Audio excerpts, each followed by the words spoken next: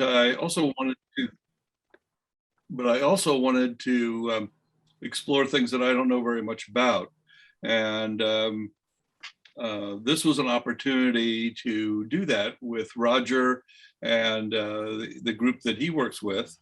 And I don't know a lot about turning. I think it's really extraordinarily interesting, and the work that comes out of it's beautiful.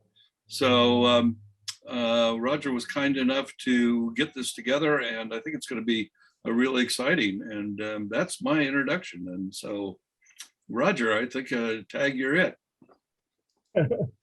Okay. Roger, I spotlighted you, so it's all up to you at this point. Great. So I sort of thought we were going to be on in about half hour, so I still have one person waiting to log in. Anyways, for those who don't know me, I'm Roger Crooks. I've been with the Guild for over 10 years. I was treasurer for 6 years, president for a couple of years, doing shows, still doing shows, but we're actively looking for a shows director. If anyone wants to take on helping out with shows, this is a good time because we have 3 shows coming up over the next month. We have Multnomah Days that we have 2 booths, one down on the street where they used to have the parade, but we'll be promoting the Guild and selling some of our toys. We have a birdhouse build at the Mac Center for Multnomah Days, where in the past we've helped kids build over 100 birdhouses. And on the same day, we also have Clackamas County Fair, which we're also doing the birdhouse build out there. And again, they do over 100 or 125 birdhouses. And then over Labor Day, we have Art in the Pearl. That's a 3-day show. That's a lot of fun. We'll be doing hands-on demonstrations of various things that we're still determining what we're going to do. But that's a 3-day show where, again, we'd like someone to take the lead on that. But there's a lot of opportunity to volunteer. We need probably at least 3 people per shift and 2 shifts per day. And it's a 3-day show over the holidays. So it's a good opportunity to really get involved in the Guild, especially for new people who may not have met a lot of people since if they joined, especially during the pandemic. So that's coming up. So tonight, also I joined the Guild before we had the shop, and since we've had the shop, the question comes up every now and then. Well, why don't we have a lot of good equipment there, but why don't we have lathes? That's not really for tonight's discussion, but maybe after tonight you'll have a better feel what we need to do if we want to have a lathe in the shop. What has to happen. It's just probably never going to happen in the current shop, just because of space and other reasons. So we have 3 local turning clubs. Northwest Woodturners is I'm president of Northwest Woodturners, and the presenters tonight are members of that club, and that's what we're going to talk about. So let me start here.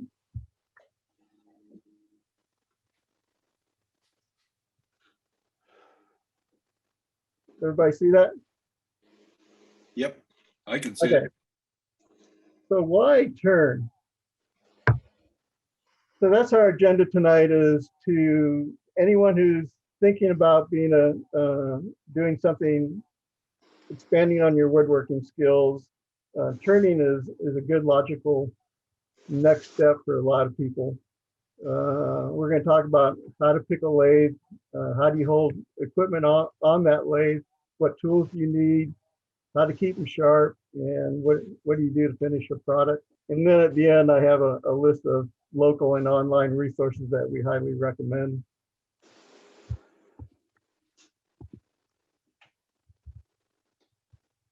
So getting into a lathe, you need obviously you'll need the lathe. The lathe comes with just very basic accessories, a tool rest, a face plate, to hold stuff on there, tailstock, and John will cover what all these things need in the next presentation. But also you need, just as important as the lathe is, you need something to keep your tools sharp. And so consider a grinder. If you have a high-speed grinder, that can work, but we recommend a slow-speed grinder. And Dave's going to cover what it takes to keep your tools sharp, what basic tools, and then your PPE, just as we have requirements for safety things in the shop today. Turning also has the basically the same stuff. So the first thing you really need to consider when you're getting into turning is what kind of things do you want to make, and we're going to go over different aspects of turning. Probably what a lot of people will start with is simple stuff, and this is how I started with my first lathe, is just making basic pens. And I remember seeing handmade pens when I've done traveling, and they just look really cool, and they're pretty easy to make. There's you start out with a kit, and the link there I have is a very cost-effective way of getting into, they offer all kinds of pen kits, standard ones like you see down here, specialty ones, and there's just been a explosion of specialty pen kits that have come out, everything for firefighters, policemen, and then we have gun kits and stuff like that. Roger, let me just interrupt. All this PowerPoint presentation is going to be available on our website, so the links and everything will be available, so you don't have to write furiously to get these notes. Absolutely, thanks. So the thing about turning pens, it's really minimal tools and equipment's needed. And, you know, I've taught, you know, young kids how to make a pen. And so it's a good first step. The thing about this and other things in turning is you get instant gratification. You can make a pen in less than an hour. A lot of woodworking projects, as you all know, you know, sometimes you talk about, you know, weeks, months, several months to make a product. A lot of times in turning, that weekend you can finish something, and things like pens make fantastic gifts. In fact, the joke in turning is, you know, there's only so many bowls and platters that you can give to your family, so they stack up in your garage. So basically, just simple tools: a parting tool, scraper, a gouge. A pen jig is very, very simple. Sandpaper, and then you finish it. Then the next step for a lot of people is they want to get into bowls, and bowls are very popular. If you're into selling your stuff, they sell quite well. There's two ways of turning a bowl. The most common way is what we call a twice turn bowl, and the easiest wood to turn is green wood. It turns, as people say, it just turns like butter.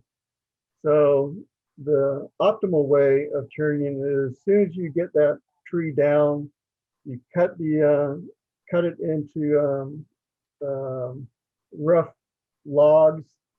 You seal the end, take it home, and then you cut a round out of the log and rough it out to commonly about an inch to inch and a half diameter sides. And then you seal the end grain and just set it aside for several months. Sometimes it can take up to a year to get the moisture content down to where it's dry. If you don't do that, as we all know, wood moves a lot, and you'll get warpage in the bowl, or more commonly, you'll get cracks in the bowl. Now, you can do once turn bowls, and a number of people will do that. they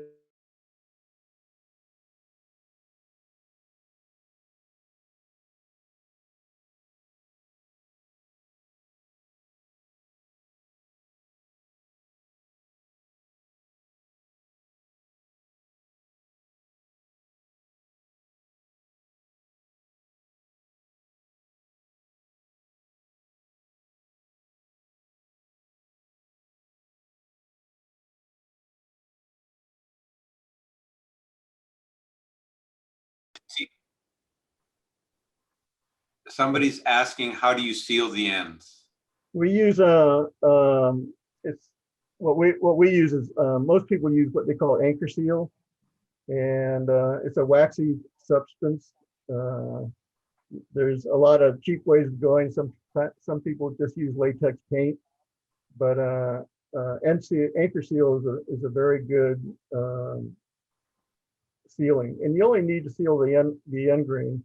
The side grain some people will do, but really the when a wood dries, it's coming out of the end grain, and that's where you want to slow things down. And tools basically can get away with a bull gouge and a scraper, and we'll be talking about tools shortly. So basically, when we think about turning, we're thinking about two different categories of turning: bowls and spindles. And spindles are where you're cutting mostly side grain. And as you see there, a tool handle is a very good example of spindle turning. And the cutting side grain, you're using a gouge, but it's called a spindle gouge. And it's a little bit different in architecture. But basically, you're going to take a square piece of wood, make it round, and then make whatever item that you want to make. The goblets there are another example of spindle turning. They're a lot of fun. You'll see a couple of them there where you have, especially for weddings, these are rings that you make out of the piece. And in a piece like this with a ring, that all starts from a blank like this. It's a solid piece of wood, and you just make it out of one piece of wood. So that's the next step for a lot of people. And then you get into a little bit more complicated items like hollow forms. They can be boxes.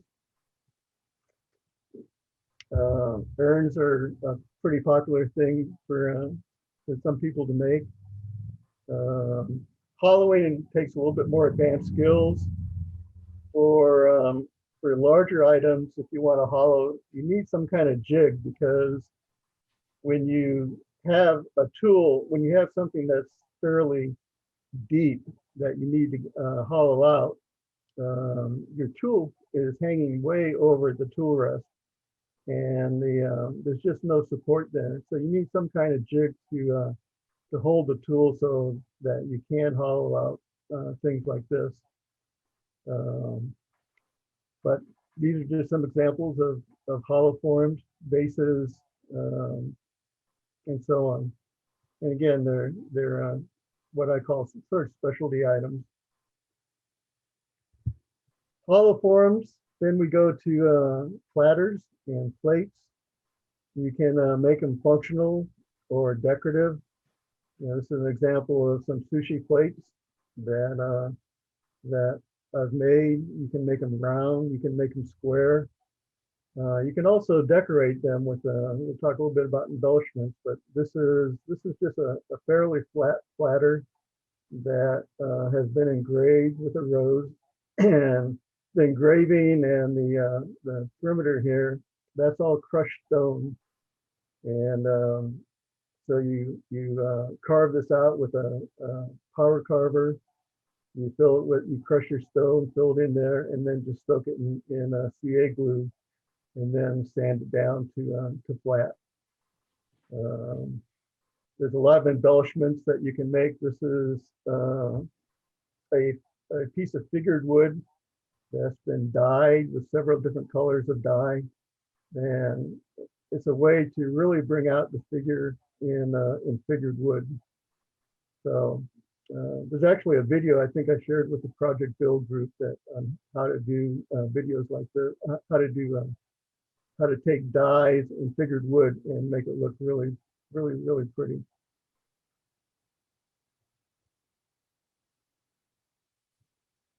And then you get into spheres and eggs and things like that. Again, more advanced techniques. The challenge with a round sphere is how do you hold it? How do you chuck it? How do you hold it on the lathe so you can cut that? There's a joke in turning that how do you make a 3-inch sphere? Well, you start with a 4-inch sphere and keep working until it's round. These are some examples of some baseballs that I've made. We start with a plain sphere made out of plain wood. These are mostly maple.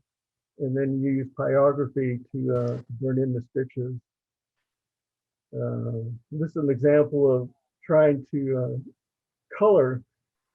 First of all, start with a round item, make it into the shape that you want, and then use dyes or whatever coloring technique that you want to use to try to make it look real. This also, in addition to the coloring, used stippling to make the texture on the orange. And the whole concept of embellishment in turning is a huge field. And there's just a lot of things that you can do there. And then there's things like wall art.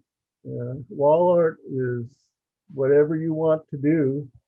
A lot of times wall art uses what we call offset turning, where Tom will be talking about turning between centers where everything is symmetrical.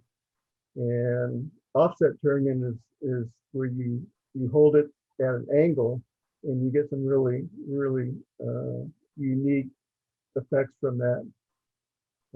Sometimes you can use junk wood. You can see here, it's just a piece of wood that you probably wouldn't know what to do with unless you got a good imagination and turn it into something that looks pretty cool. But it's an opportunity you can just let your imagination run wild.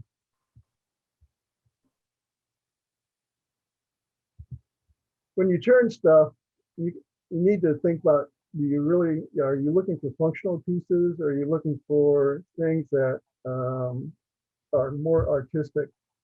And these are some examples of things that look nice. I don't know that they're useful for anything, but these were examples of some work that I did that just has some epoxy in there that I didn't know what to do with this center here. Some coloring techniques. This is both dyes and waxes. A little goblet-like form. And then taking a beautiful piece of burl and making it into just something you can put on the counter for holding your keys or whatever.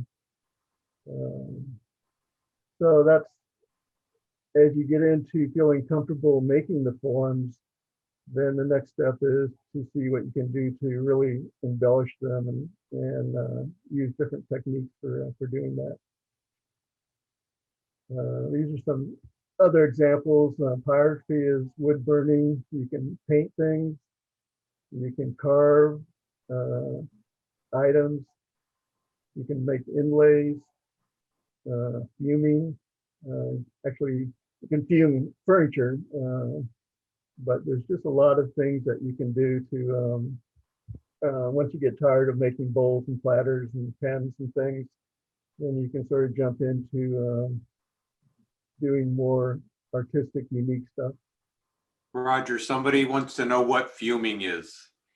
Fuming is a chemical technique that you can take, especially oak, and how do I explain that? You put it in a tight sealed environment. You put this the chemical in there, and it turns the wood dark.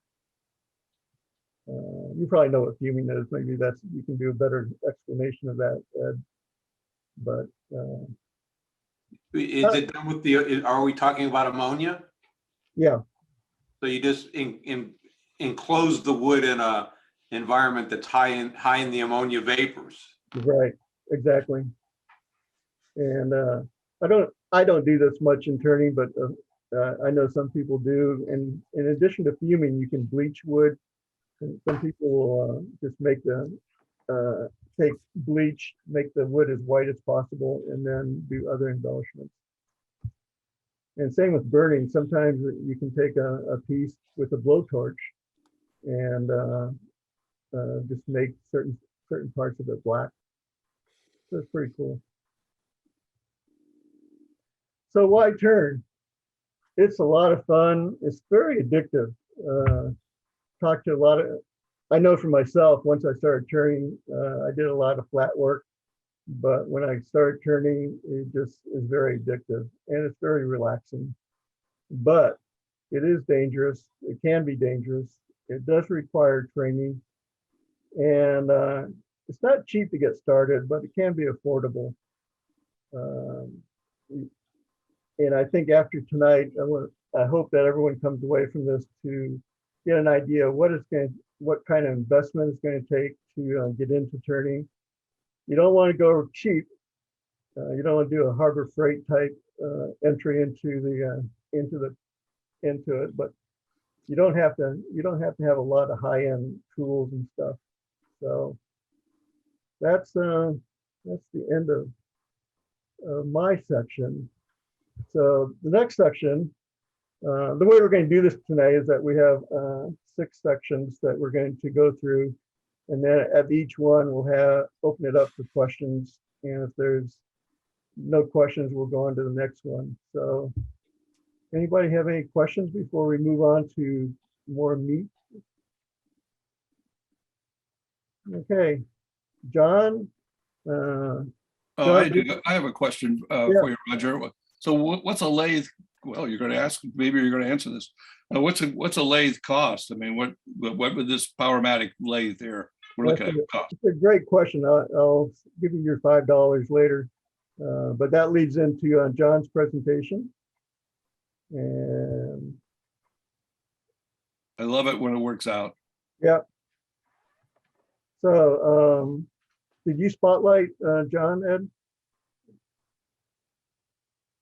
Let me spotlight him. I should be sharing my screen. Yeah, You might have to cancel sharing, Roger. you're right. You're up. Okay, let me spotlight you, John. All right, hold on. Oh, you must be spotlighted. Yeah, he's spotlighted. Okay. So John Beechwood, he's a member of both clubs. He's a retired Coast Guard guy and does beautiful work. So John's going to talk to you a little bit about how to pick a lathe. Thanks, Roger. Now that Roger sold you on turning, we got to help you pick out what you need. So I got a few things to consider when you're picking out a lathe, but it's not intended to be all inclusive, because I'm sure there are things that are going to pop up along the way. But if you do have questions when you're picking out your lathe, call me or call somebody from Northwest and we'll probably help you out. So the first thing you got to ask yourself is, what are you going to use it for? Are you're going to do the spindle work like Roger was talking about with pens and table legs and handles, vases and boxes? Or are you going to do bowls and non-spindle work? And the reason why that's important is if you get a lathe, a small lathe. I'm not seeing anything. Is there a presentation? Am I sharing? I'm seeing it. I'm seeing it.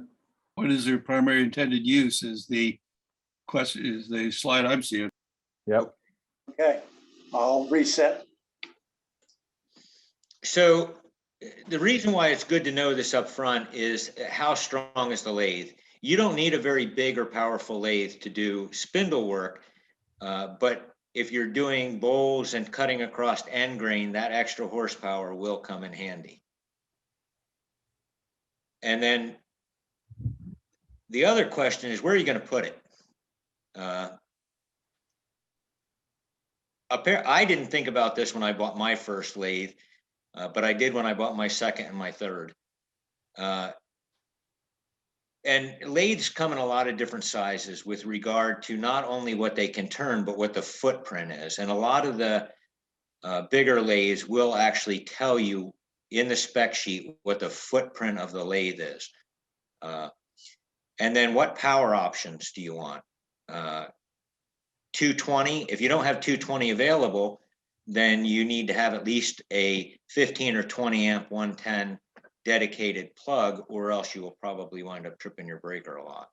And trust me, when you're doing that final last cut and the breaker trips, it can be frustrating. And then how much space do you have around the lathe?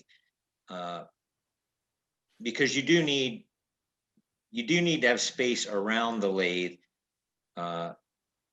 to either remove your tailstock or even just turning on the front of the lathe.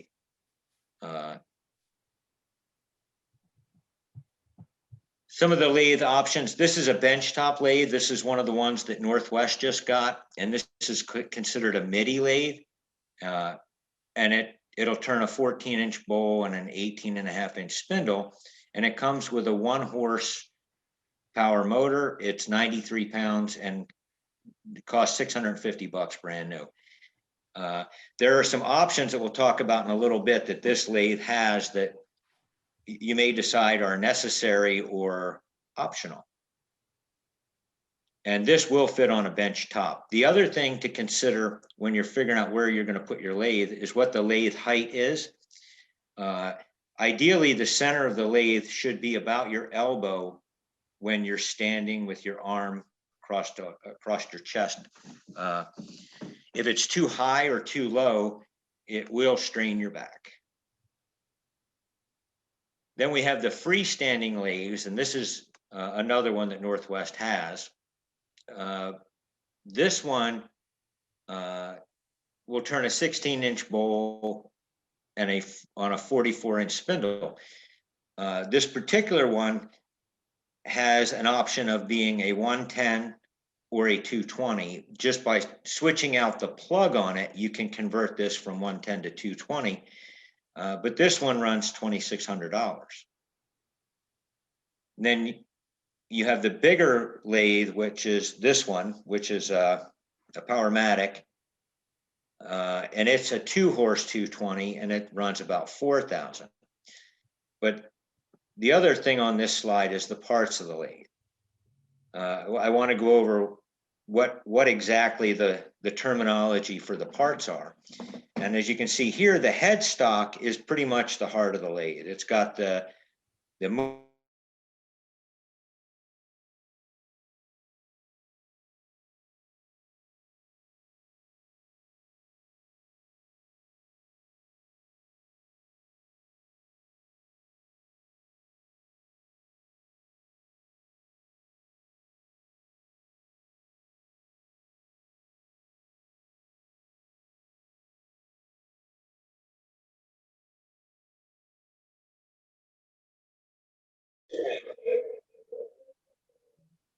This one has a guard on it. Not all lathes have a guard on it. In fact, I think the Powermatic is the only one I've ever seen that comes with the guard, and I don't know that the newer ones have it.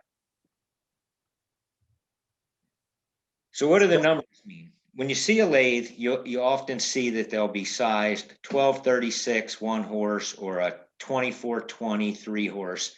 And I want to try to explain what those numbers mean so you know what your lathe will do. And I'm going to use the 2024 3-horse because that's the one that's in my shop.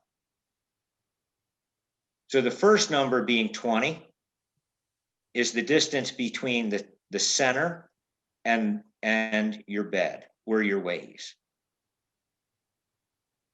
But it's rated for 20, but if you're gonna cut the backside of this bowl,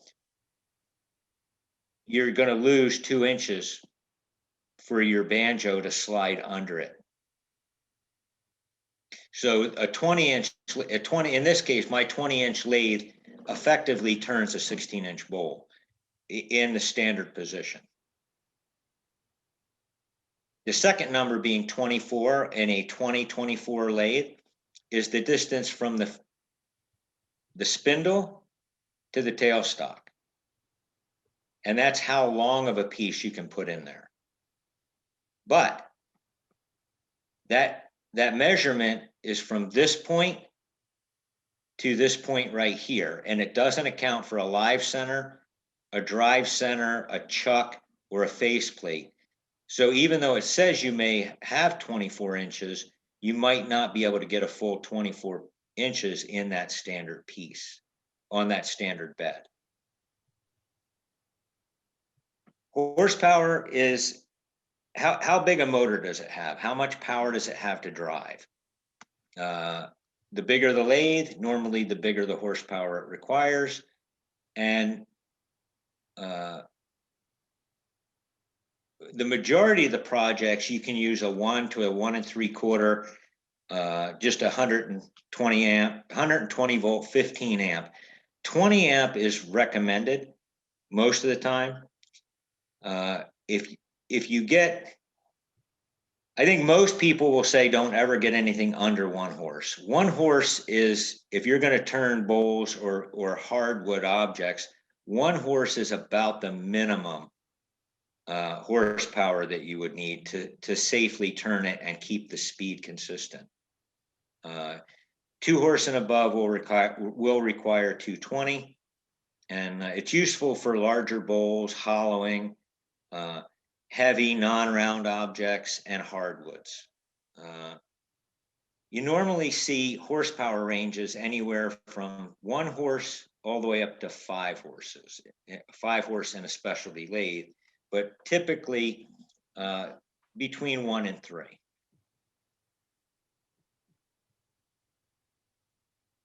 The next thing is, what options should you get? And I always recommend making a list. What do you think you must have? And my must-have list may be a little bit different than yours. Reverse. If you're sanding while it's on the lathe, if you reverse the direction, it will sand better and faster. A spindle lock, when you're removing your chuck off the spindle, if you don't have a good spindle lock, it makes removing the chuck extremely difficult. Variable speed, I would say most turners would agree that that's a must-have. And the reason for that is, if you're going to put an at-a-round object on your lathe, you don't want to start out at 600 RPMs. You want to start out at a much slower RPM until you get it into balance. John, on that speed control issue, I've seen some lathes that just do it by changing the pulleys and the belts. What's the general consensus on that? Yes, a lot of lathes, they have 2 speed zones. They have a high speed zone and a low speed zone. And some of the older lathes, it's either 1, 2, or 3 positions on the belt that control your speed, and that's the only variation you have. Variable speed is usually done with a rheostat, and you can go either in high range or you can go in low range. And your lower range belt may go down to 100 RPMs and up to 1200, and your higher range will go somewhere from 1,000 to 3,000. So variable speed that I'm talking about is an actual rheostat controlled or digitally controlled speed.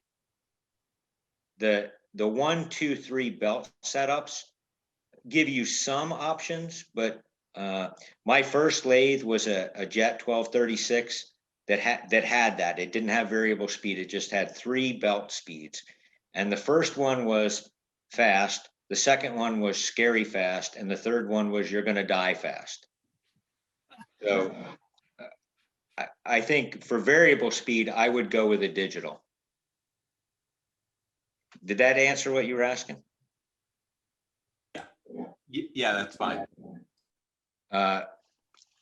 Speeds, the minimal speed on the must-have list is, like I said, 500 or lower helps you if you have an out of balance object that you're trying to get around. 3,000 and higher, there's not a lot of people that turn at 3,000 or higher. There are a few.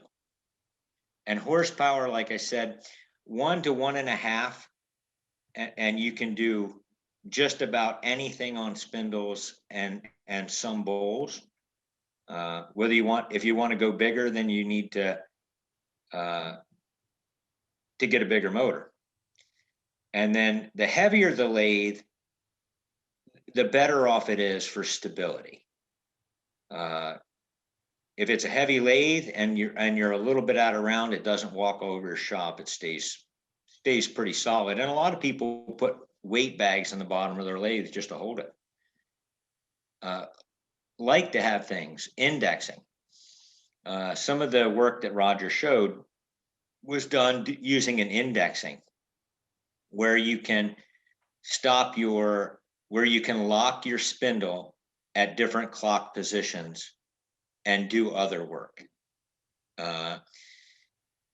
Another like to have is the headstock. Does it slide down the ways to give you an option to turn on the end? Does it pivot out? Those are options if you're doing larger or different shape objects that help. Swing away or removable tailstock. When you're turning inside of a bowl, getting that tailstock out of the way is extremely beneficial. And then there are lots of accessories that you can get for different types of turning. Like I said, indexing plates, indexing wheels that you can add onto your lathe, and a lot of other things depending on what you want to do. So when you're looking to buy a lathe, buying a new lathe, you know exactly what you're getting. You can pick your options, but sometimes that's really not a best way to get started. Used lathes can be a great bargain. My first 2 lathes were used lathes, and they did great. But look at the condition. Is the bed rusted? Make sure all the pieces are there.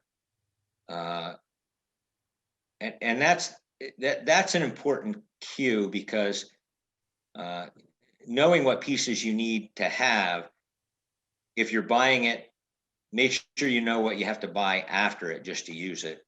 The headstock bearing, that's probably the most, other than the belt, that's probably the most likely part where you're going to have a failure, is in that headstock bearing. And if it's loud, or if you can grab that spindle and feel any movement in it, then it's probably going to need a new bearing. I have replaced headstock bearings. They're not that difficult, but it's still something that if you're buying a used lathe, you should know about. And then alignment. Make sure that the center of the headstock lines up to the center of the tailstock, because if it doesn't, and you put a spindle in there, you're never going to get a perfect cylinder out of it, because it's always going to turn at a taper. It's very difficult if you can't line those 2 centers up within a couple of thousandths.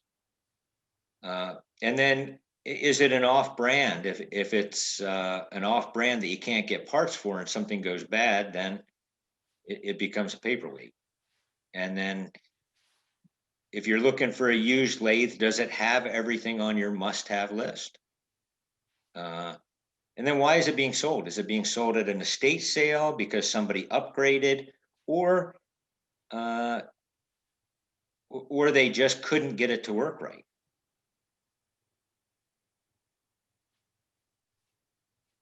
Oh, And that's your introduction. Thanks, John.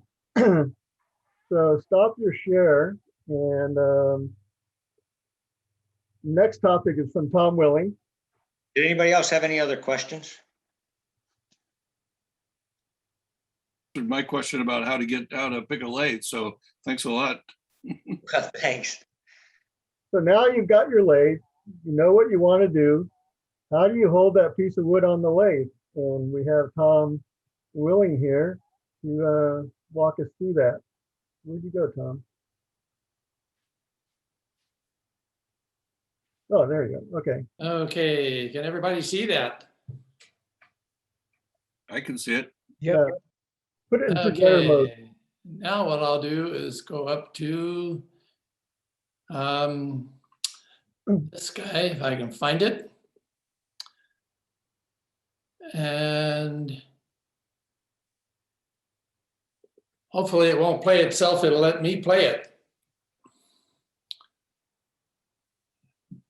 There we go. Okay, this segment, I guess first of all, thank you guys for having us do this. We're all pretty passionate about wood turning and are happy to share information. And so we like a ready audience. Thank you very much. This segment is all about how you hang on to your workpiece with the lathe so that you can make it rotate around the axis of the lathe and do your magic with the cutting tools. And now it's telling me my internet connection is unstable. Isn't that nice of it? Let's see how we do here. The main objective is to rotate a workpiece on the lathe so that you can apply a tool to it and form the piece of wood. And there are two primary elements to how you do that. One is compression, which allows you to create friction. And so the machinery hangs onto the piece and rotates it. The tool is in a stationary position and cuts. In the words of one of my favorite wood turners, you let the wood come to the tool. So looking at the different fitments you can put on a lathe, we've got spurs and drive centers. And we've got screws on screw chucks, and then we've also got screws on face plates. So all of these things are used in one way or another. You can go to a 4-jaw chuck that grips a spigot that you've turned on the workpiece, and that's almost essential, pretty universal for wood turning in these days. Another way you can hold your work on the lathe is to bond it to a waste block. And you probably would only use that under special circumstances. I've seen guys use double stick tape. Don't like that one myself. I've used a good quality hot melt glue for little things. And then there are assembled glue ups that you can use. All of the bonded approaches to holding onto your work are vulnerable to potentially catastrophic failure. If you aren't careful, you can fill the air in your shop full of kindling, and it'll be too late to try to dodge it once that happens. So let's take a closer look at the headstock and tailstock. The headstock has got a couple of parts that are pretty important, but the most important one is the drive spindle. You can see, let's see, you guys that I can see, is my cursor moving around the headstock there? Can you see that? Yeah. Yep. Good, okay. So this is the end of your drive spindle. It has threads on the outside and a Morse taper on the inside. Common sizes that you'll see are 1 inch by 8 TPI and 1 1/4 inch by 8 TPI. Those are the most common ones you'll see in readily available machines out there, even old ones. There are threaded adapters available that you can get. In the middle of this little guy here with a rule across it shows the backside of one of my chucks that has an 1 1/4 8 thread. But this adapter will push that down to a 1 inch by 8 thread. So I can put my, all of my chucks will go on either of my lathes, even though they have different size spindles.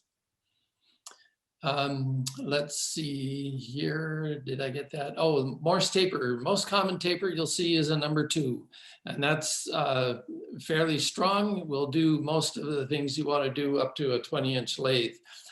Beyond that, your like is not to run into 3-inch Morse taper or number 3 Morse tapers, and that's just a function of size makes them stronger. Let's look at the tailstock. I've got some faces over my, let's see if I do that. There we go. Good. This is the tailstock, which you've seen from different angles in some of John's pictures. It has a locking screw on it that will lock this do-goodie in place. This is called your quill. It has a number 2 Morse taper inside it and will accept this fitment, which is called a live center. The center body does not spin, but the nose of the body, the nose of the center does spin, and these are all bearings in there. So as you apply pressure with a live center, you've got both the less friction for spinning, coupled with a nose that'll hold it on center. Another handy piece of gear to have with both tailstock and headstock, particularly headstock, is a knockout bar. Every lathe should come with one. You will see, where did I go here? This knockout bar is from my large lathe. I've got a Powermatic 3520C, B. This little guy with a red and gray handle comes from a Jet 1221 variable speed lathe. That's a MIDI. This knockout bar here is one I made for my old Rockwell because it came without one. So you really need knockout bars to knock out a number 2 Morse taper. I've seen people do it with crowbars and that kind of thing, and I don't think that's very good for your lathe. Puts a lot of scratches in your metal that I don't like. Here we go. Here I thought we go.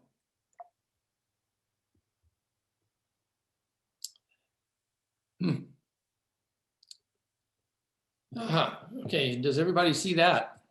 Yep. Good, okay. We'll give you a little more detail about Morse taper accessories. We'll start with drive centers. These two here are getting pretty common. When I started turning, you didn't have any such beast, but these are called steb centers. They have a number 2 Morse taper. And what they do is they allow you to, if you have a catch, to save your workpiece, because it just cuts into the end grain and the machine keeps spinning and the work stops if you have a catch. That's a safety feature that, particularly when I'm teaching, I really like. You also can have 4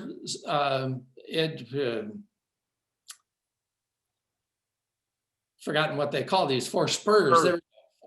This is a 4-spur drive center. It's got a point that allows you to put it exactly on center in your piece. And then it's got 4 drive spurs that give you the traction you need to spin the piece. This one here has 2 spurs and a center pin. And where you usually use one of these guys is cross grain on like a bowl blank. If you have to smooth the bowl blank to get it flat on one side, you'll use a drive center like this to get it going. Off to the right, you have 2 live centers. You can see, there we go, and the point of this one, or the nose of this one, you can see a point. Here I've separated the point from the nose of the other live center so that you can see how it works. This is taper, and I don't know what number taper that is, whether that's a number 1 or not. I don't think it's big enough for a number 1 Morse taper. These 2 cones are made of aluminum. And the idea of having them made of aluminum is if you are doing a close tolerance cut and you get your tool off into the rotating live center, the aluminum will cut as opposed to taking the end off your chisel. Okay. The next thing that fitment that you can put into a chuck is very handy, into a lathe is very handy. and that is a 3-jaw Jacob chuck. It allows you to turn your lathe into a horizontal boring machine, and it's pretty essential for making things like pepper grinders and fitting socketed things, putting pieces of wood together that you want to come apart and go back together again. It's very much like the one in your drill press. In fact, you can switch them back and forth between the two if you want to do that. Has a number 2 Morse taper on this one. I mentioned the boring machine. What it is not good for, and please pay good attention to this, because a Jacob's chuck is designed to really hang on to a round steel rod that's been made into a drill or some kind of Forstner bit. It's not appropriate for wood, because what it does is it just crushes the wood, and then, ooh, there comes that kindling again. So never try to spin wood holding it with a Jacob's chuck. So then we move on to some of the more traditional and some of the more recent inventions. We get into face plates. Those have been around for a long, long time. They allow you to affix your workpiece to a faceplate, which then threads onto your lathe. We also have 4-jaw scroll chucks, which allows the jaws to move concentrically, so they move apart and together at the same rate. I'm sure you've all seen collet chucks on a router, and collet chucks are also available for use on a lathe. And then a really useful one, when all the inventions don't work, you go to a shop-made fitment, and I'll show you some of those. Metal turning chucks, just like a Jacob's chuck, no for wood. You'll crush the grain, and that'll really give you problems. Okay, now we got some detail on a faceplate. You can see in the left, the female thread on the faceplate and the male thread on the spindle. And then the center image has the faceplate mounted on the spindle. And note that the bottom of the workpiece is very flat. What you don't want to do is try to hold onto a rumply surface with a faceplate, because you'll get inevitable vibration. And when you get vibration, you get fatiguing wood and fatiguing metal. And there you go with flying kindling again. The advantage of a faceplate is that it allows you to work across the front of a bowl like the one you see mounted there. That's a 12-inch rule sitting in the bowl. So you can get across the front and you have access there, get the tailstock out of your way, you can do all kinds of things. 4-jaw scroll chuck. They're too versatile not to have. It's interesting how in human history, we've invented really cool stuff to help us do things that we couldn't do before. And the 4-jaw chuck is most certainly one of them. The 4 jaws, as I mentioned, will move concentrically in and out. In the image on the left, there is a piece of wood that has a spigot formed on the end of it. You do that as a spindle turning operation. It's dovetailed, and the jaws are dovetailed so that when they come together, they mate up all the way around. You don't get crushed wood with a 4-jaw chuck the way you would with, say, a machinist chuck. You can also take your workpiece, and all of these guys are fitments that I've made for turning something else, but the jaws on a scroll chuck will grip in a recess. So you can expand the jaws into a recess, or you can clamp them down around the spigot.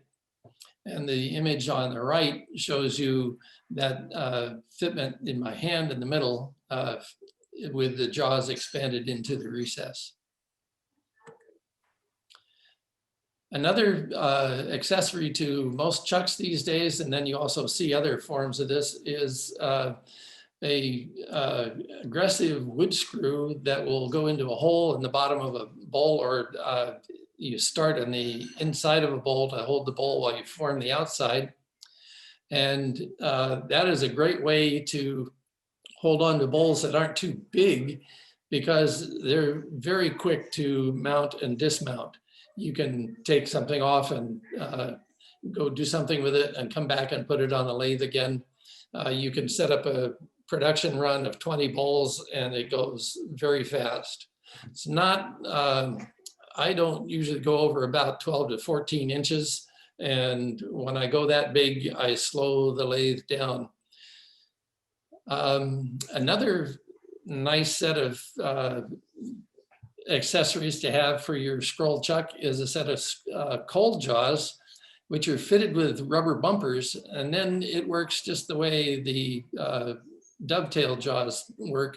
You can expand it into the inside of a bowl if the bowl tapers in at the top, or you can hold it by the outside diameter of the bowl if the bowl tapers out. I always get a little nervous if I don't have a little taper one way or the other. If it's just a cylinder, a lot of times I will bring up my tailstock just for safety to keep it from popping off the lathe or popping out of the chuck. And it's not a high-speed setup. Cold jaws and a Longworth chuck, which is a bigger version of what the cold jaws do, are primarily for light finishing cuts and sanding and finishing. So 4-jaw chucks give you a lot of options. All of these pieces here were done with 4-jaw chucks. You can do a lot better work if you can get across the front of a piece with a natural edge like that. I turned finials with using a 4-jaw chuck. This table here in the third from the left has the ring that came off the back of a large diameter bowl, and I used that ring to make a table with a friend of mine whose name is Jen Ferranti. She does glass fusing, and that piece came out really well. A nice piece of big leaf maple burl. This is a spectacular piece of quilted maple that I did. That's about a 12-inch diameter jewelry box. So there are all kinds of things you can do, and 4-jaw chucks will take you into balusters and small architectural forms, all kinds of things. This guy you'll recognize as a collet chuck, and the main thing about a collet chuck is that you want to make sure that your dowel portion of your workpiece completely fills the collet so that the collet is gripping wood all the way down. I like it to be anywhere from 1/8 to 3/16 proud of the bottom of the collet, and then you get a good grip all the way around, and you don't get as much vibration, which will work a piece right out of a collet if you don't pay attention to it. Sizes, you can get them 1/2 inch down to 1/4 inch diameters. I've seen jeweler's lathes with little tiny ones that go down to 1/16 of an inch bits. I don't think you'll get into that much with a wood lathe. Okay, here we've got shop build approaches. In the upper left, you can see I've got a block of wood that had a hole in it that I tapped with a 1 inch by, I'm sorry, 1.25 inch by 8 TPI tap. And now this will go onto my drive spindle and allow me to do a friction fit for finishing my spheres. And this one is one I made up special for a run of 1.25 inch spheres that I had to make. You can do the same thing to make yourself a cup chuck just by putting a spigot on the end of a workpiece and putting it in your 4-jaw chuck. You can also make a Morse taper on the end of a spindle and push that into your drive center. And here is the same piece seated in the Morse taper, and I've got a cup cut into the end of it, made it up with another cup that fits the rotating nose on my live center. And now this sphere will not go anywhere unless I back off the quill and take the pressure off it and rotate it. Let's see. Good. This is the last of me. I hope I haven't heard a lot of comments or anything, but I hope you'll have some questions. WhyTurn? I find it expands your range of design solutions, makes for some interesting things. I enjoy the intellectual demands and rewards of applying a discipline, which wood turning certainly requires. Be prepared for about a 50-50 balance between cost of your lathe and cost of your accessories. I'll jump to the bottom there and say, get the absolute best you can get in your budget. It's heartbreaking to see somebody fall in love with wood turning and then realize that they're going to have to pay twice because they didn't get good enough quality to begin with. You have a resource both within the membership of the Guild as well as in Northwest Woodturners and Cascade, Southwest Washington. There are a lot of good woodturners in this area. Don't be shy about asking them to share what they know, because we all enjoy doing that. And then I think the most important thing, especially if you're thinking in terms of a production environment, invest in training for yourself and your employees. It's well worth it. And understanding savings on materials, savings on injury, savings on heartache. So that's it for accessories from me. I will stop the share and take questions or let you go on. Any good questions for Tom? There was nothing in the chat, so. Yeah, you know, holding your piece on the lathe, that is so critical, and there's so many different options for doing that. There's also a lot of options for screwing that part up and having something fly off the lathe, which all of us have had happen. So that's why your protection, your faceplate and glasses are just so critical, because if it doesn't fly off, there's also the option that you're cutting into a piece of wood. It's well secured, but there's a big flaw in the wood and a piece will come off, especially if you're working with green wood and it has a lot of bark. So a face shield is just absolutely critical. So you've got your lathe, you've got your you know how to put stuff on. Now you need some tools. And we have Mike Meredith here. Where's Mike? There you are. So I'm going to spotlight Mike. I got him. Okay, you got him. So over to you, Mike. Well, again, thanks for the invitation. Woodturners are always happy to talk about wood turning. Although if you put two woodturners in a room, you'll get three opinions on almost anything. So you got your lathe, you started to figure out what you want to do. You need some tools to do it with. Now, every presentation should begin with a statement, this is how I do it, not the way to do it. Everything you've heard tonight is our opinion. They're usually pretty good opinions, but they're not carved in stone anywhere. So one of the things we need to get up front about tools is the obsession woodturners have about steel. Why do turning tools need to be of such high quality steel? And it comes from, if you turn a 2-inch diameter piece rotating at 1,000 RPM, which is not very fast, you will cover 1 mile of distance in 10 minutes. Think about taking a block plane and trying to plane a mile of wood. That's what you're doing with a turning tool. So tools must be able to hold an edge much longer than other woodworking tools. And this is accomplished by the shapes of the tools, by the nature of the steel, or if you decide to take our sharpening class, we'll be happy to talk to you about all the different kinds of tool steel. The one thing you need to know up front is that Chinese high-speed steel is an oxymoron. Steel from China is a danger to you and not worth your money. So how are you going to choose a tool? Well, we've differentiated so far wood turning into spindle turning, between center turning, and bowl turning. The tools are sort of divided that way also. We've seen lots of pictures, but you haven't seen any wood turning yet. This is from a fellow named Steve, the wood turner, who I follow on Instagram.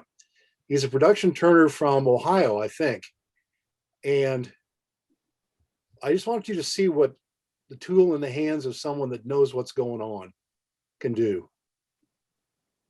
Now, a production turner does this all day, every day, so you get really good at it.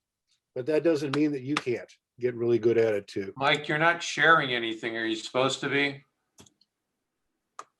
Hang on.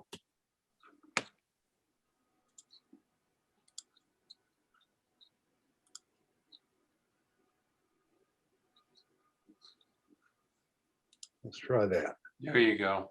There.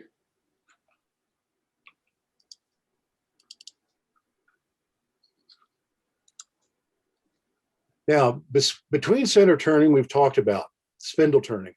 That's when the fibers of the wood are running parallel to the bedways. So the spindle turning, you're cutting mostly side grain. Come on. Well, side grain. And this is the sort of thing, the turning you would do for producing table legs, chairs, handles, turn boxes, pepper mills, spheres.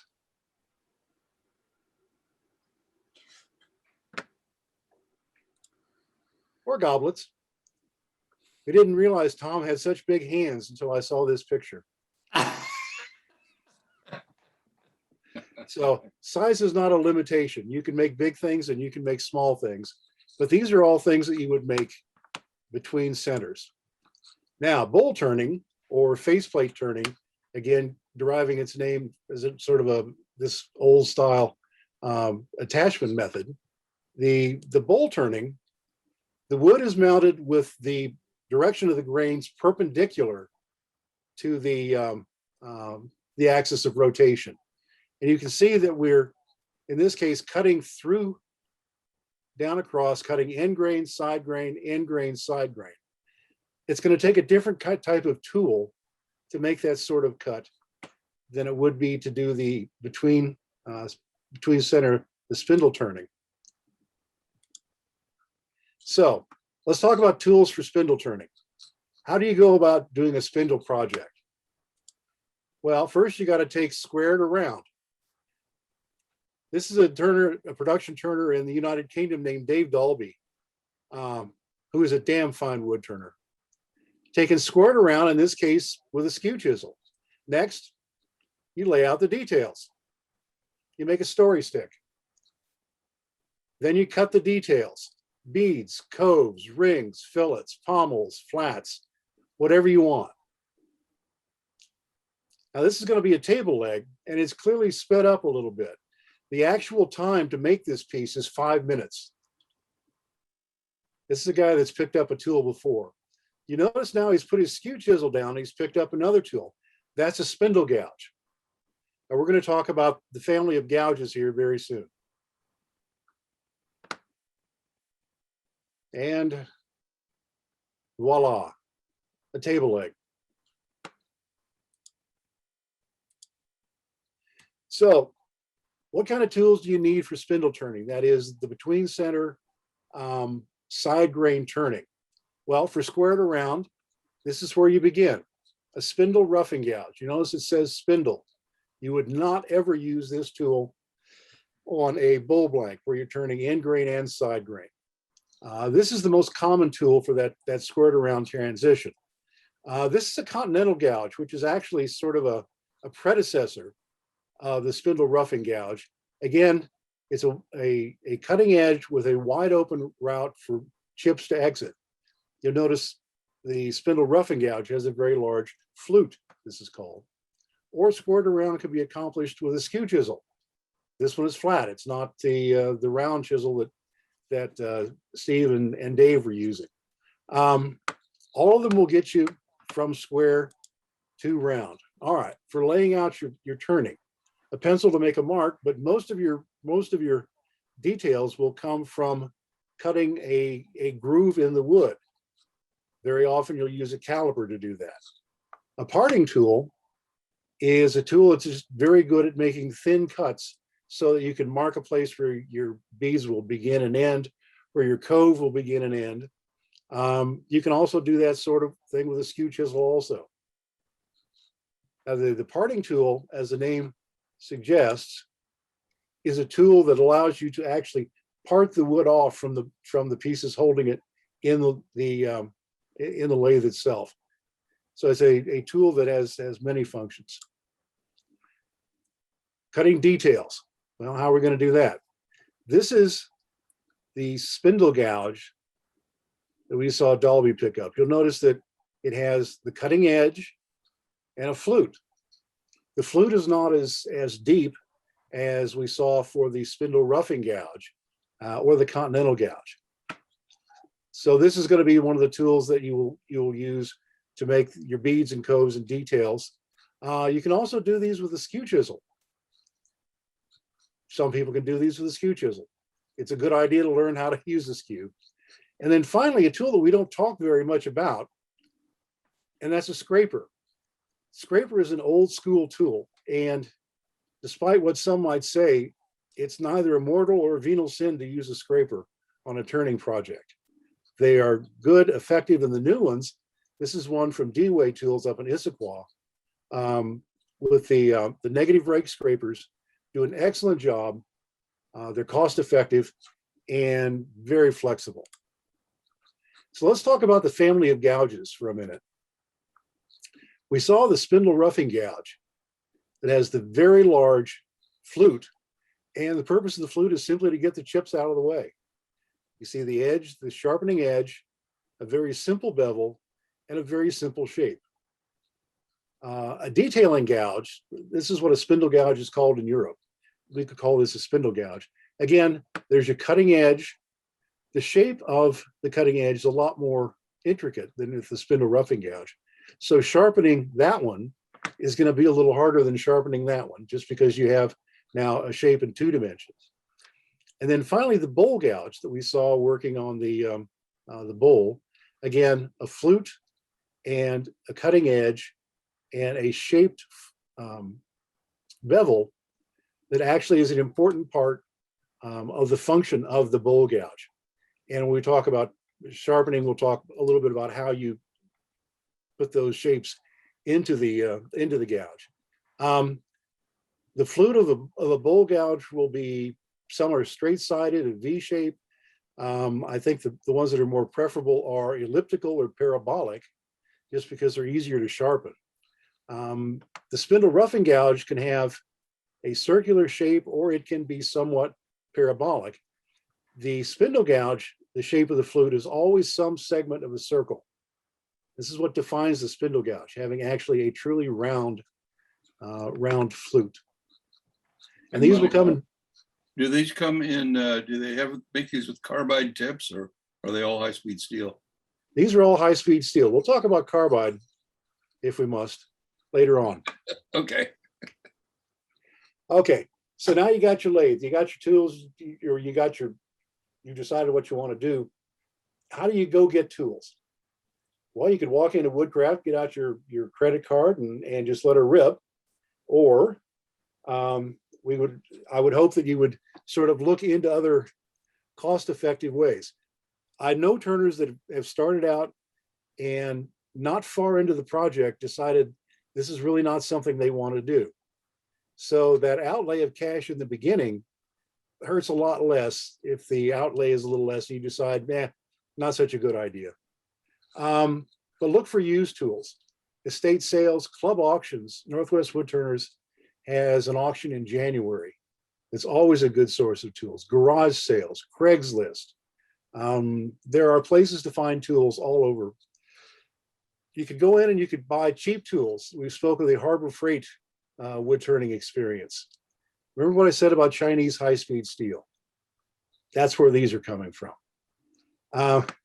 Everyone, I hope that I say something to my grandchildren that they remember for 60 years. My grandfather told me in 1960, cheap tools aren't a bargain, they're just cheap. And there are very few things that are true indefinitely, but that's one of them. tools can be shopped for, but you don't want to shop for low quality tools. So what tools do you need to get started? Well, again, it depends what you're going to do. If you're going to do spindle turning, you're going to need a spindle roughing gouge. You're going to need a parting tool, a 3/8 to a 1/2 inch spindle gouge, and actually a 1/2 inch bowl gouge is a useful thing to have because you can use the bowl gouge to make many of the spindle cuts. How do you begin acquiring tools? Well, you can look for tool sets. This is the birch handle and the red labeling. It makes this a Sorby tool set. Spindle roughing gouge, bowl gouge, spindle gouge, oval skew, the third type of skew we've seen, a scraper, and a parting tool. Everything you need there to get underway. This is $350 at Woodcraft. Sorby has been making tools literally for centuries, and they're made from English M2 steel. M2 is sort of the basal tool steel. Anything less than that is not going to hold an edge as well. It's not going to last as long. So when you're looking for tools, you find out what the steel is. Easiest way to tell whether it's a good tool steel or not is put it on a grinder and see what color the sparks are. I'm going to have to back up a little bit on the Chinese. The Chinese can't make steel worth a damn, but they can make tools pretty well if they start out with good steel. These are pinnacle tools. The English M2 cryo steel is made by the Crown Tool Company. Again, another English company that's been making tools for centuries. Cryo steel is steel that is cooled to almost liquid nitrogen temperature as part of the casting process. What it does is make very, very small unit cells within the steel itself, which means you can get a sharper edge and the edge is going to last longer. So cryo treatment can take okay steel and make pretty good steel out of it for a price that's kind of in between. So the pinnacle set, spindle roughing gouge, spindle gouge, parting tool, and they throw in a skew and a bowl gouge here. This one is 190, this one is 350. Good quality tools in a set that has the tools that you need. So how do you really actually go about getting the tools you want? Well, you can make a guess. What do you want to do? That's going to require some pretty good guesses on your part because your interests are going to change as soon as you start doing this. You're going to discover something you like. You're going to see a project you think is cool, and you're off down the rabbit hole in another direction. As far as acquiring tools, the first best bet is find a set of tools at a sale. Okay, roughing gouge, spindle gouge, parting tool, and then you add the tools as your interests change, as your needs go ahead. And remember, at the beginning, you do not need every tool. That will come later. And that is not my complete set of tools. There's a bucket behind me, 2 buckets behind me full of tools. But someday there'll be a 12-step program for us, and we can all look forward to that, getting out of this sort of addiction. Now, the carbide tools are a new variety of tool that have come on the market in the last 10 years. They differ from the standard steel tool in that they have a carbide scraper in different shapes and different sizes. The square one would be your squared around. This is a sort of hollowing, smoother cut, and this would be a substitute for your parting tool. So they are scrapers. They don't really cut, they remove the wood by scraping. The advantage is you don't have to sharpen them. And that's one big expense at the beginning of the wood turning hobby that you can defer till later. Carbide is very, very hard. And what edge it has, it will hold much longer than a steel tool. So when your edge gets dull, you simply loosen the bolt, rotate the head, and you get a fresh edge to turn with. The disadvantage is that it's a scraper and it does not leave a very good surface on the wood. You're going to wind up sanding more, and you're going to wind up doing more follow-up work after a carbide tool. The rule of thumb that I've found is that you don't come within 1/4 or 3/8 of an inch of the final dimension, because the micro tear out beneath that carbide cut surface goes so deep, you're going to lose that 1/4 of an inch just cleaning it up. Now, I don't know who said this. Actually, I may have said this. Every tool is really good at something. Carbide tools are not good for things that need a high quality surface, but for rough turning, they're going to really be very useful. Carbide roughing tools move wood very efficiently. In fact, this little round tool is how I clear out the center of most of the bowls that I turn. You can go at it with weight and force, and it will stand up just fine. Just make sure you stop in time to leave yourself enough room to clean up the wood after the carbide tool. Now, another variety of tool that's come out fairly recently, probably 15 years ago, uses a carbide ring. Now, this is a cutter. This is not a scraper. They cut with this ring edge, and you can find this carbide ring cutting mechanism on just about any kind of tool you're looking for.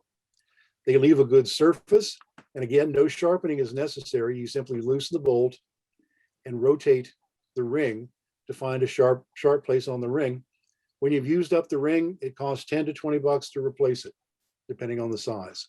So the hunter tools can be used for just about anything we've seen so far. There's not really a good round, squared around hunter tool, but my favorite hollowing tools use this mechanism of cutting. They cut very smoothly and very cleanly. So there are lots of choices for the new turner. My advice is start small. Add tools as your interest and expertise grows, and that's up to you how fast it's going to grow. Great, thanks, Mike. Questions? Any questions? Well, now that you got your lathe and you got your tools, as I said at the beginning, the tools, even if they came sharp, would not stay sharp very long, and tools usually do not come sharp. So Dave's going to walk us through how to sharpen your tools. Where'd you go, Dave? I got him spotlighted. Okay. So Dave, you're on. Do you see my screen? Not Not yet. yet.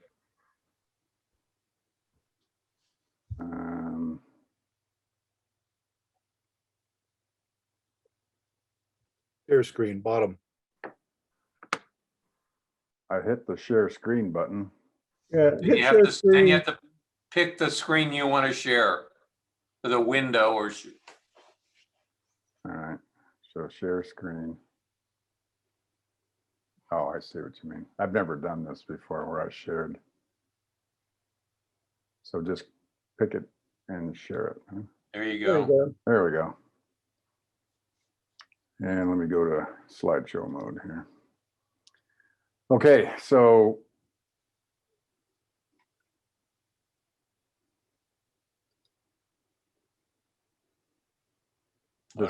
this is my first slide. Are we all with the Yep. proper turning station? Okay. Yeah. So I've been a turner for about 10 years now, but 5 years seriously.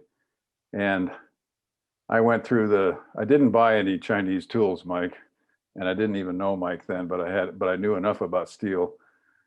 But I did buy just 2 or 3 tools, and I bought this basic grinder system at Woodcraft. I think the grinder itself was about 80 bucks.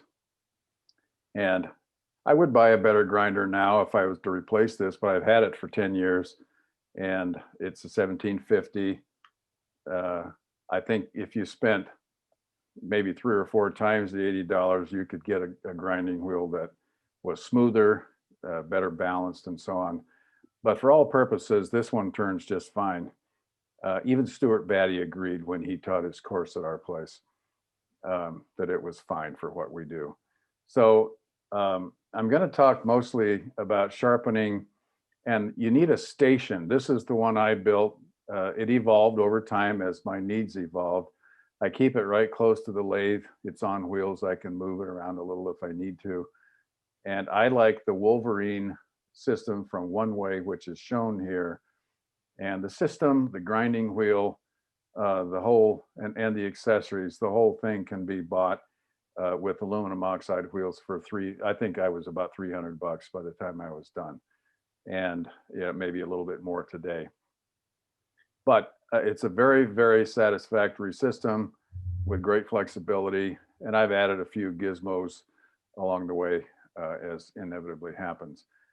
But this, I think the biggest advantage I've found is to have a station like this, not just a grinder, but a station where you've got drawers to put all of your measuring devices and accessories in, and it's close at hand. I literally pivot from the lathe when I'm working, and the station is right there with a good light over it.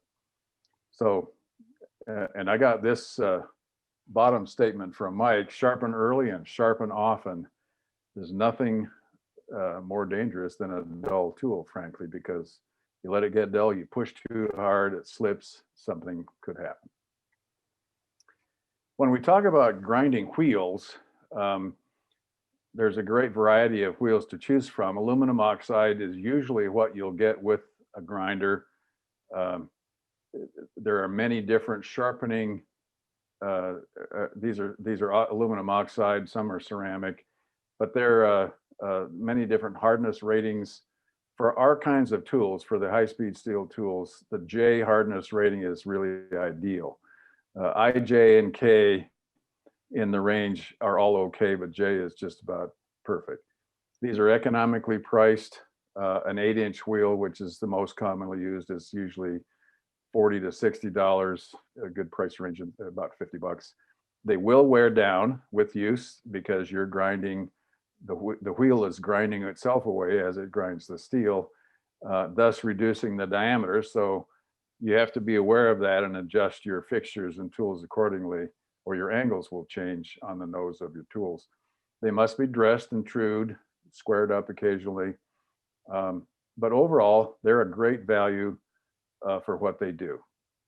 In recent years, the cubic boron nitride wheels, or CBNs as they're commonly called, have really begun to take center stage. They're about 3 times the money, but you get at least a 10-year life. I've had one for 5 years and you can't tell the difference. They're machined, they're well balanced, they're very smooth running. They don't wear because the particles that are bonded onto the wheels are so hard. Only the metal comes off of the wheel when the metal on your tool comes off when you're grinding. So they essentially have a constant diameter for the life of the wheel. Theoretically, it's going to change a little, but nothing you could ever measure. Therefore, they don't, because they're that way, they don't need to be dressed. In fact, if you tried to dress this wheel, you would ruin it. They run very cool. So when you're grinding with the tool, you don't see any sparks.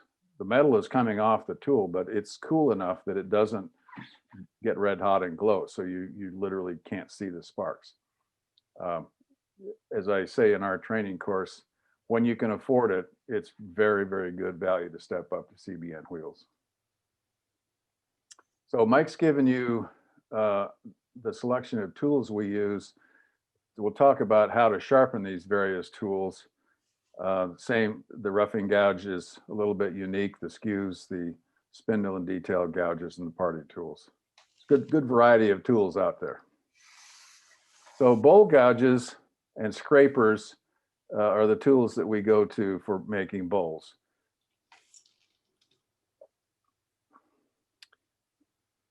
Tools that, I missed a slide there, I think. When we talk about tools, we go to the grinder and we either use a platform, as you can see in these pictures, or we use a fixture. For the tools that are going to be sharpened on a platform, the parting tool, the skew, spindle roughing gouge, These, you just set the angle of the platform to what's appropriate.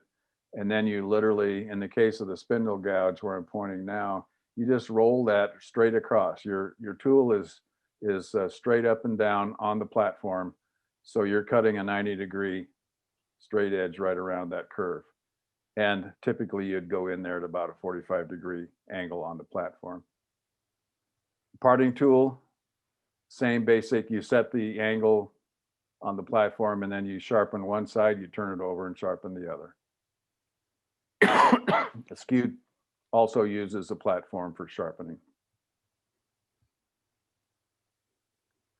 When we go to scrapers, they're sharpened on the platform as well. And we use an appropriate nose angle by adjusting the platform. And then you create a burr.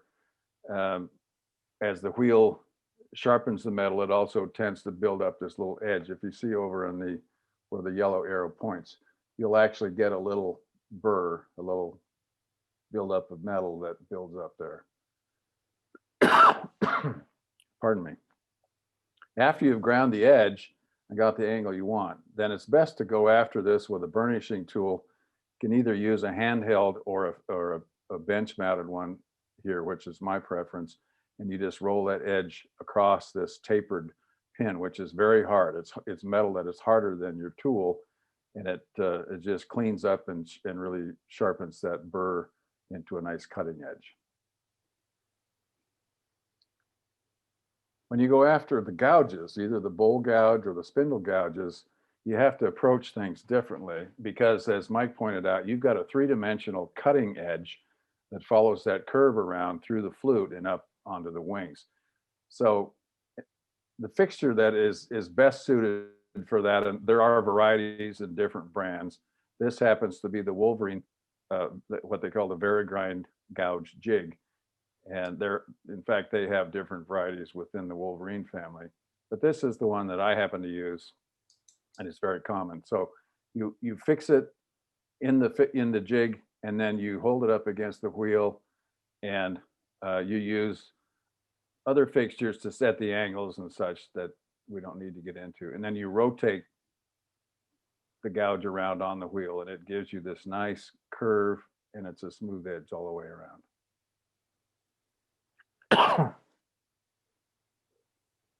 As we talk about wood turning, or if you watch the hundreds of videos about what angle should you have, it really comes down to ultimately you have to decide what you like best and what works best for you. So as Mike said, you have two people, you get three opinions. But there are some rules of thumb that I've found, and I've tried to just summarize quickly. This, by the way, is a very common tool we use. You might use it in for sharpening plane blades and checking angles, but this is a little tool that's handy to have in your sharpening chest. So the spindle roughing gouge, as I said before, about 45 degrees is very common, works very well. Spindle gouges, somewhere between 25 and 40 degrees, 35 is common. Bowl gouges, 50 degrees is a good, very versatile tool. Parting tool, 45 degrees, both sides. Pardon me, just getting over a cough here. Scrapers at about 75 degrees. In theory, you can do it. Anything that's less than 90, 60 to 75 is where I usually try to stay, and it works very well. And then a skew angle, again, it's an inclusive angle, is 35 degrees. Could be 40, could be 25. It just depends on the kind of edge and the edge length that you want. So we all experiment with these angles as we learn, try different things. And my personal favorite bowl gouge is actually a 40 degree, but it doesn't work for everything. I also have a 50 and I have a 65. So as your skill level increases, you'll add more tools to your weapons list, and they'll have different characteristics as you come to appreciate what they can do for you. So if you go out and you buy a new tool, as I think Mike said, they don't come out of the box ready for you to use very often. Some do. But you should have the opinion that you will always sharpen the cutting edge, even on a new tool. My apologies. Sharpening is a very individual thing, and they really don't intend that you're going to use it out of the box the way they do it. So you have to learn enough about it to figure out the nose angle you want, the wing length you want, and you learn all this by trial and error and by talking with others and by practicing and just using them. If you go to buy a used tool, which I've done, most of the time I reshape them to what I want them to be. And it's whatever configuration you need. You can take any bowl gouge for the most part and make it to a number of different configurations on the, as far as the nose angle and the wing length and so on. It's just what you want. And as Mike said, when you're buying used tools, stick with the good brand names, the English and American steels from the known makers. And I'll third the motion that wood turning is great fun. It's great therapy for the soul. I retired when I got my lathe. It was a retirement gift, and I have found that I walk by my table saw and all my other furniture making tools now pretty much most of the time just to get to the lathe. I use my big cabinet maker's table saw as a table now to put my lathe tools on. It's challenging, and I like the fact that no matter how good you think you're getting, there's always a next level to reach for and to strive for a higher level of achievement and skill. We learn. We're a very giving bunch of guys. We make a lot of things just to give away for charity purposes or just for good friendship. We create, we laugh, we bond. It's a very strong organization, and we hope you come to join us. Questions? Dave? Nice, very nice. So we've gone through pretty much the whole story of turning. So where do you buy all this stuff? Let me talk You gonna about. do this presentation or someone else? No, I'm back. Okay, you're spotlighted.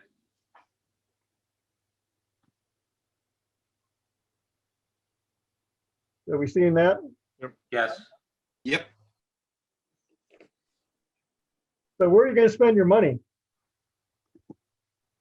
Local retailers, they're pretty good. Rockler, Woodcraft, Woodcrafters, they usually have at least one expert there that can help you. They carry the main brands of lathes and tool supplies like Sorby Tools and so on. They all offer the 10% guild discount for tools. So those are good standby for sure. But there's a lot of online suppliers, and these are just a few that a lot of us use. You can go, these three are pretty much they offer pretty much everything. So they're a one-stop shop. Craft Supplies, they probably have the most complete site list of products. They also have the big blades, the Robust, the Powermatics, the Vicmarks, Jet, One Way. So if you're get to a point where you're looking at a big lathe, the Rocklers and Woodcrafts aren't going to handle these kind of machines. They're expensive, they're big, they're heavy, and so on. But Craft Supplies, Packard, and Penn State Industries, it's more of they offer more cost-effective tools, but they sort of got into the business by offering just about every pen kit in the world. And they do offer tools. They offer their own lathe. I would put them in the mid-range, more cost-effective tools. But certainly check them out. There's a lot of specialty suppliers for turning tools. As Mike said, the Sorby tools and Woodcraft, those are available at the local stores. D-Way tools and Thompson tools are very, very, very, very good good tools. D-Way, they're an excellent vendor. They're just north of us up in Washington. They're highly recommended. I've got a lot of their tools, and as well as other club members. Thompson is another very well-known tool maker, so you can check them out when you want something, especially they're a little more expensive than the Sorbies and so on, but they're excellent tools. As Dave talked about sharpening CBN wheels, wood turning wonders. They've just come on the market with a wide variety of CBN wheels. And if you consider CBN wheels, they would be the first place I would go taking a look at. Good prices, good company. Finishing. There's a company, local company called Doctor's Wood Shop. And the doctor happens to be Mike Meredith, who you heard from today. He has a wide variety of walnut oil combinations, waxes, and polishes. I'll give him the plug here. A lot of us, we just use his finishing stuff. And on his website, he's got a lot of videos on how to use it and how to finish products with his products. So his products are available at Woodcraft. Get your 10% discount with either our club or the Guild's Club membership. Speaking of clubs, we hope you consider joining Northwest. We have a series of beginner classes that we've put on over this last year for sharpening, for beginning bowl turning and spindle turning. We have monthly demos. We have a YouTube channel there. We have right now 41 demonstration videos that are available on that you can watch at your leisure. We also have our own store where we buy consumables like sanding paper, wood sealer, wood, and we buy them in quantity and then split it up and sell it to our members pretty much at cost. It's not something that we make money on. It's something we pass on the best price we can to our members. We also have like the Guild discounts at Rockler, Woodcrafters. We also have signed up with Klingspor, so you can log into Klingspor and get their club discount as well as Penn State. We also have a monthly turning talk. Saturday morning, we spend an hour. Anyone who logs into a Zoom session, we spend an hour. It's just a free-form discussion thing on turning topics. Anything is up for a discussion, and the hour always goes fast. It's amazing. Some of the things that come up and we can talk about forever. We also now have an open shop thanks to Dave Wood. Once a month, we have 7 lathes that you can just come in Saturday morning, and there'll be some club members there that will help you out with anything. If you're a beginner, perfect. We'll help you in whatever you want. Or for whatever reason, a more advanced turner, you're welcome to come in and we'll just, you can turn or you can talk or whatever you want. We also have wood cutting parties when down trees come available. We get notified, and sometimes we'll get a group of people and just go out and cut the tree down. Down trees have to be cut in a special way to make the wood usable for turners, and we can help you do that. As I said earlier, as soon as that wood is cut, we seal it and divvy it up amongst whoever wants it. As Mike said, we have our annual auction and barbecue August 7th. Join the club. The auction is usually it's a fun event and usually a really great bargain, especially on wood. So give us a shot. If you're on the east side of Portland, you might want to look at Cascade Wood Turners.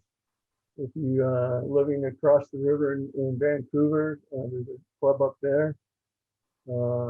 And one thing about turning that I wish the guild had access to is that there's an international organization called the AAW, the American Association of Woodturners. It's a fantastic resource, not very expensive to join. They have an annual symposium where they bring in master wood turners and give days and days of demonstrations. We had one here in Portland 3 years ago, I think it was, at the convention center.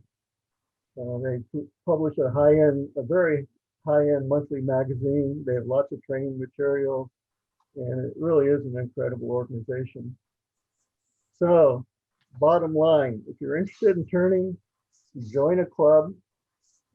Learn from people that already made all the mistakes you can make in wood turning, so you don't have to make them. And we hope you come join us and have fun. So Great, Roger. I think we're done. Well, that was great. I learned an awful lot, a lot more than I thought I really even knew where. I learned so much about wood turning. I really appreciate the help in the presentation. It was really very informative. So we'll have these slides up on the website shortly, so you can download them and use the live links there.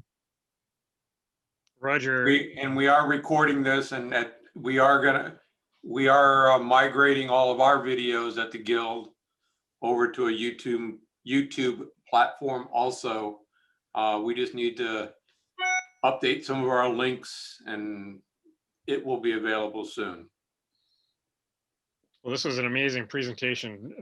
Roger and Tom and John and Mike and Dave, super high quality, very informative. Thank you very much. And I will attest to the fact I've taken a couple of the beginner classes over there and have my first bowl sealed in armor seal waiting to get cut again. Yep.